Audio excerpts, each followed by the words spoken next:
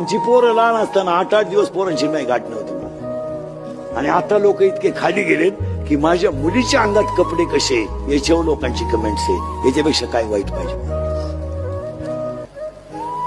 आता 4 दिवसापासून माझ्या मुलीच्या अंगातल्या कपड्यावर लोकांनी बातम्या तयार केल्यात मला. पण तिच्या बापानं मला द्यावं घोडे, तुम्ही मला घोडे लावा, माझा पिंड गेलाय. माझ्या मुलाचा आणि मुलीचा काय दोष आहे.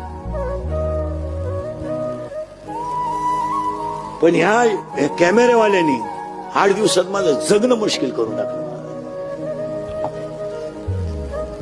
काय मला एक सांगा, मुलगी तुम्हाला आहे, तुमच्या मुलीच्या कपड्यावर एखाद्याने कमेंट्स केली, तुम्हाला काय वाटेल. आणि मुलीच्या साखरपुड्यात कपडे मुलीकडचे लोक घेतात, नवरदेवाकडचे घेतात का मुलीकडचे घेतात. मग कपडे त्यांनी आणले असतील का म्या घेतले असतील. मग एवढी तरी क्लिप टाकणाऱ्याला लाज पाहिजे ना. माणूस नालायक असावं पण किती. आणि त्याच्यामुळे मी आता कटाळलो मला. मी जवळजवळ आता 2-3 दिवसात टाकणार एक क्लिप आणि थांबून घेणार आहे. आता बस झाली 31 वर्ष लोकांच्या शिव्या खाऊन आयुष्यात सगळं चांगलंच केलं. आयुष्यात चांगलं, पण त्याचं फळ माझ्यापर्यंत ठीक होतं, ते माझ्या घरादारापर्यंत राहायला नव्हतं राहिलं. माझ्यापर्यंत ठीक. मी आजही समर्थ आहे ना उत्तर द्यायला.